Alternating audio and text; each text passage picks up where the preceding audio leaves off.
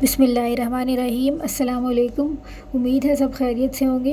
तो मैं बना रही थी यहाँ पास्ता, और मैं जब पास्ता लेने गई, मेरे बच्चे जो बड़े शौक़ से खाते हैं, तो महीने में 3-4 बार तो बनाती ही हूँ। तो इस बार जब मैंने लिया तो वो 700 रुपये का था। तो मैंने कहा 700 का पास्ता, तो उस दुकानदार ने कहा कि ये इम्पोर्टेड है। तो फिर मैंने दूसरा पैकेट लिया, और दूसरा पैकेट भी जो है वो हम लेते हैं आमतौर पर, वो जो सस्ता भी लें तो वो 300 रुपये का तो पड़ता ही है। तो मैंने सोचा इस बार कि मैं क्यों ना घर पर बनाऊँ। तो मैंने ये पास्ता बनाया कि जाने ये सिर्फ 100 रुपये में ढेर सारा पास्ता बन गया। ये मैंने 50 रुपये का मैदा लिया और 50 रुपये के अंडे, चूँकि अंडे महंगे हो गए हुए हैं तो वो भी 50 रुपये में 2 आए हैं। तो मैंने 1 कप मैदा लिया, उसमें ये 2 अंडे डाले, और इनको डाल के उसमें मैंने थोड़ा सा फेंट लिया है फोक से, और फिर इसको मैदे में मिक्स कर रही। अब यकीन जाने बड़ी आसानी से, बहुत आराम से, ये बहुत अच्छा और सस्ता पास्ता घर में तैयार हो गया, और इसका टेस्ट बाज़ार वाले से भी ज़्यादा अच्छा था। और मेरे बच्चे कह रहे थे कि आप घर में ही बनाया करें।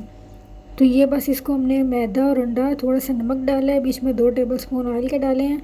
पानी इसमें शामिल नहीं करना, और इसको गूंद के रख देना है बिल्कुल आटे की तरह। और इसके ऊपर मैंने दे दिया था ये गीला कपड़ा, और उसके ऊपर प्लेट रख दी। और फिर ये जो थोड़ा सा मैदा बचा था उसको मैंने डस्ट करके इसकी रोटी बेल ली। और चूँकि आप देख रहे हैं कि मेरी स्लैब जो है वो तो बहुत छोटी सी है, तो मैंने इसके 4 पोर्शन कर लिए हैं ताकि मैं इसको आराम से जो है बेल सकूं। और ये बड़ा था तो इसमें बेला नहीं जा रहा था। 4 हिस्से कर लिए, मैं एक एक करके इसको बेलूँगी। ये 3 हिस्से मैंने इधर परात में रख दिए, और इसको एक को मैं बेल रही थी, और इसको बिल्कुल रोटी की तरह पतला कर लेना है। पास्ता अक्सर बच्चे घरों में बहुत शौक़ से खाते हैं। आप घर पर बनाएं, बहुत आसान और सस्ता बन जाता है, और ज़्यादा टेस्टी और हेल्दी भी है। तो ये देखें, बिल्कुल एक रोटी की तरह पतला कर लिया मैंने इसे, और अब मैं इसको इस तरह से फोल्ड कर रही थी। आप किसी भी शेप में काट सकते हैं, मैंने ऐसे इसलिए काटा ताकि ये जल्दी से और बड़े आराम से कट जाए। आप पास्ता को छोटे छोटे रेक्टेंगल्स की शेप में काट लें, और फिर दरमियान से उनको चुटकी से पकड़ कर दबा दें, तो वो एक वो एक जो है वो बटरफ्लाई की शेप बन जाती है, और वो भी बच्चों को बहुत पसंद आती है। आप अपनी मर्ज़ी की पास्ता की किसी भी शक्ल में इसको काट सकते हैं। ये आसान था, मैंने इसलिए इसे फटाफट से इस तरीके से ही काट लिया है, और ये बहुत अच्छा बनता है। बाज़ार से ज़्यादा अच्छा इसका टेस्ट आता है। मैं जब भी बनाती हूँ मेरे बच्चे जो बहुत पसंद करते हैं, बल्कि वो मुझे कहते हैं कि मैं घर में ही इसे बनाऊँ। तो ये 100 रुपये में ढेर सारा पास्ता जो है बनकर तैयार हो जाता है। बस थोड़ी सी इसमें मेहनत लगती है और बचत भी हो जाती है। देखिए, मैंने इस तरह से फ़ोल्ड करके इसलिए काटा है ताकि ये जल्दी कट जाए, और इसको बाद में हम खोल लेंगे इस तरह से, तो ये लंबी लंबी सी चपटी नूडल्स की तरह बन जाएगा। और इसके ऊपर थोड़ा सा मैदा जो है वो लाजमी छिड़कना है। अगर मैदा नहीं छिड़केंगे तो फिर ये आपस में जुड़ना शुरू हो जाएगा। इसलिए जब भी काट के रखें, साथ साथ उसके ऊपर थोड़ा थोड़ा मैदा छिड़कते जाएँ। और जितने भी हैं उनको इसी तरह से मैंने पहले बेल लिए मैदा लगा के, और उसके बाद उन्हें फ़ोल्ड करके इस तरीके से काट लिए। इस तरह से काट लेंगे, और सबको जो है वो काट के जब हम उधर रखेंगे, साथ साथ उसमें मैदा लगाते जाएंगे। इस तरीके से अगर हम घर में बनाएंगे तो फिर हमारी बचत भी हो जाएगी, और चीज़ भी बहुत अच्छी और हेल्दी बनेगी, और बच्चों के लिए भी बहुत अच्छी है। और आप जब चाहें बना सकते हैं। अक्सर मैदा और अंडे तो घर में मौजूद होते हैं, आप बहुत आसानी से ये तैयार कर सकते हैं। और ये थोड़ा सा पानी ऊपर रख दिया बॉयल होने के लिए। मैं आपको इसे पका के भी दिखाती हूँ। इसमें हम जो अपना पास्ता बनाया है वो हम बॉयल करेंगे। इसके ऊपर हमने मैदा छिड़का था, वो पानी के साथ खुद ही निकल जाएगा।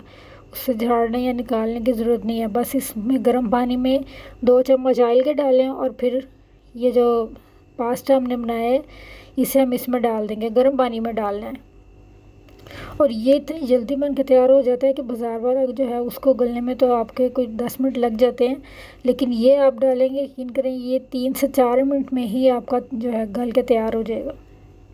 और फिर अपने हाथ की बनी हुई चीज़ होती है, वो खालिश होती है और हेल्दी होती है। अपनी मर्ज़ी की आपने उसमें चीज़ें डाली होती हैं, सफाई का ख्याल रखा होता है। और ये अब थोड़ा सा प्याज है जिसे मैंने ब्राउन कर ले, हल्का सा गोल्डन ही करूँगी बस। थोड़ा सा प्याज सॉटे हो जाए तो फिर इसके अंदर ये मैंने लहसुन डाला है। अदरक नहीं इस्तेमाल करना, सिर्फ लहसुन डालना है, इससे बहुत अच्छा टेस्ट आता है।